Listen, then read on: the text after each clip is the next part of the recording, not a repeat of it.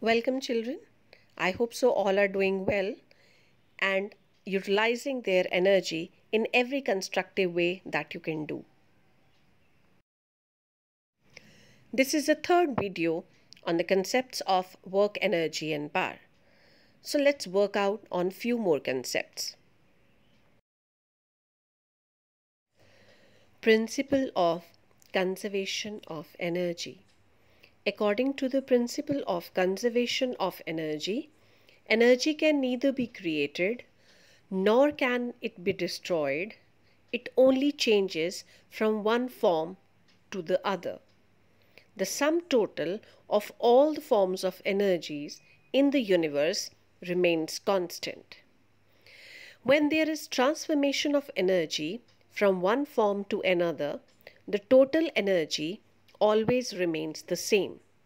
That is, it remains conserved.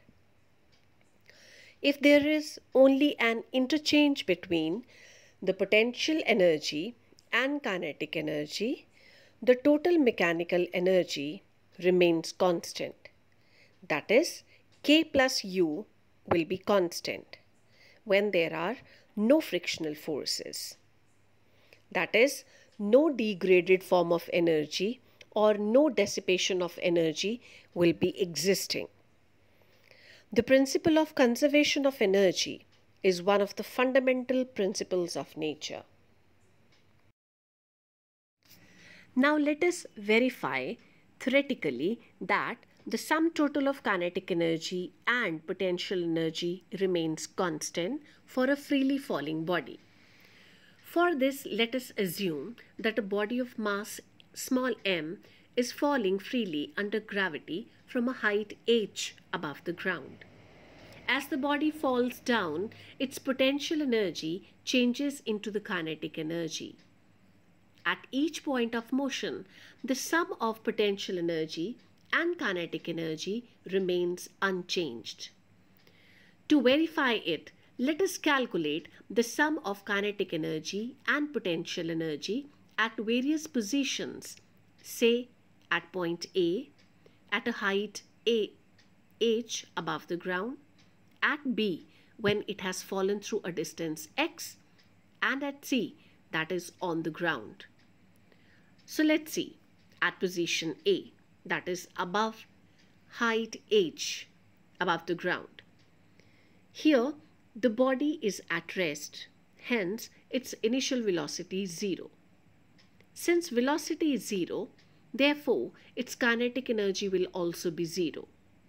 But the potential energy is going to be maximum, since the height here is maximum, that is h. Thus, the total energy will be equal to sum total of kinetic energy and potential energy, which will be given by mgh. At position B, when it has fallen a distance x, let v1 be the velocity acquired by the body at B after falling through a height or a distance x.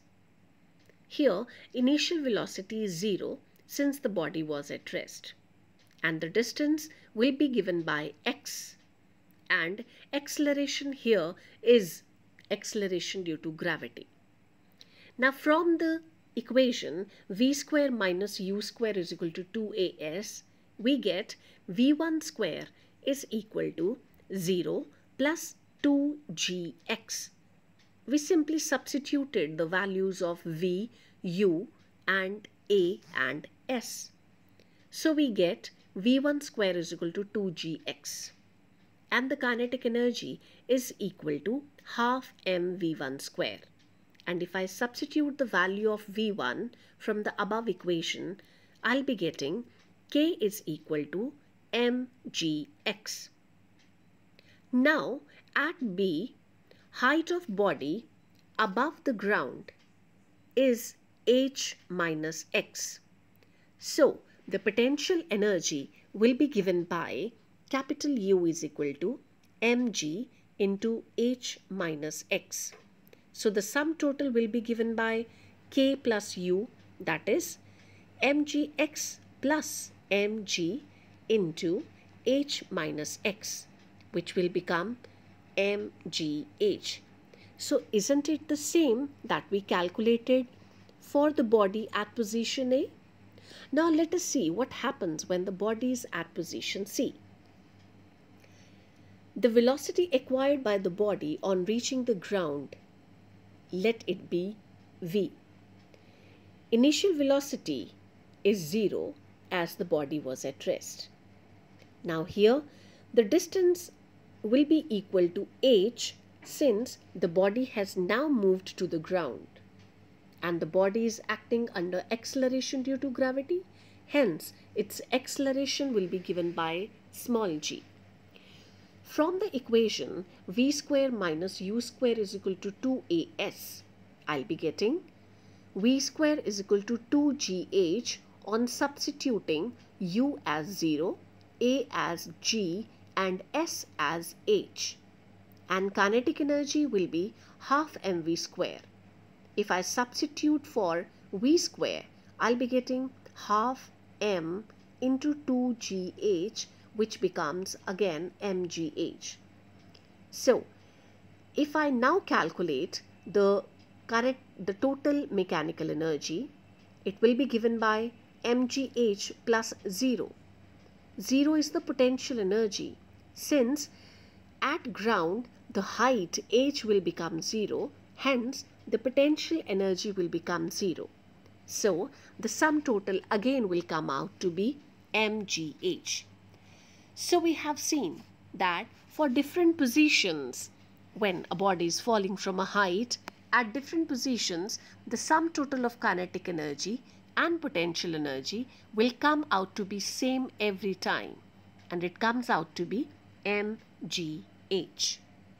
Hence, it is proved theoretically that the mechanical energy, that is the sum total of potential energy and kinetic energy, remains constant for a freely falling body acting under gravity.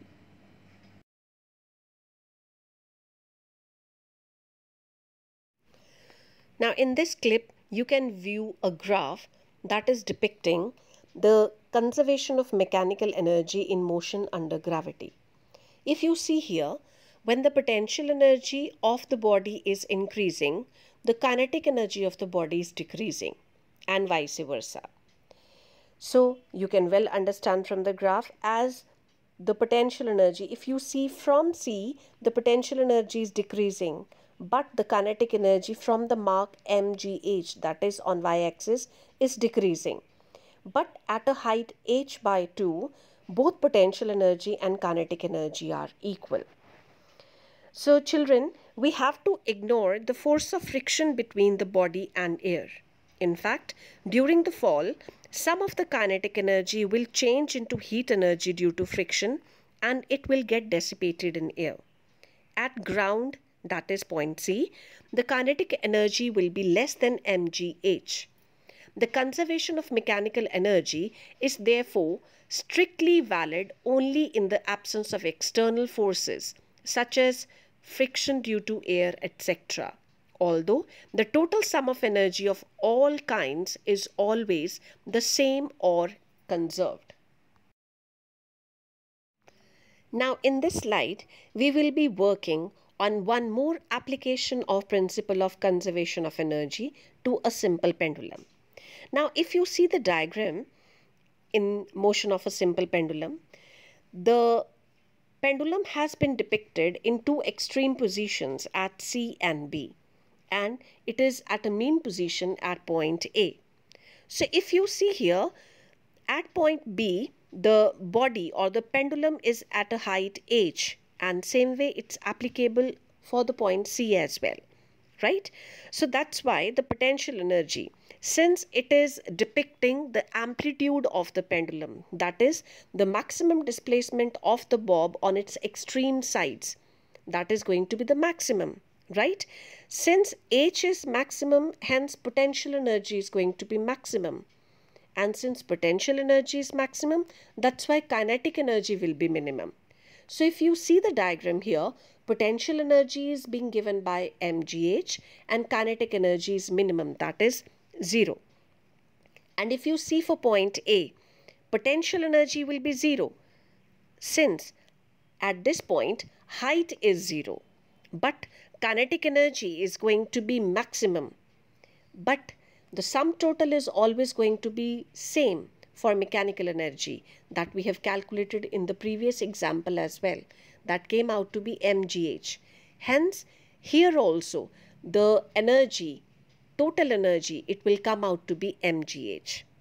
And I hope so you have understood for point C as well, that it is again the extreme position. That's why potential energy is going to be maximum, whereas kinetic energy will be minimum, that is 0. So again, this is strictly true only in vacuum, where there is no force of friction due to air.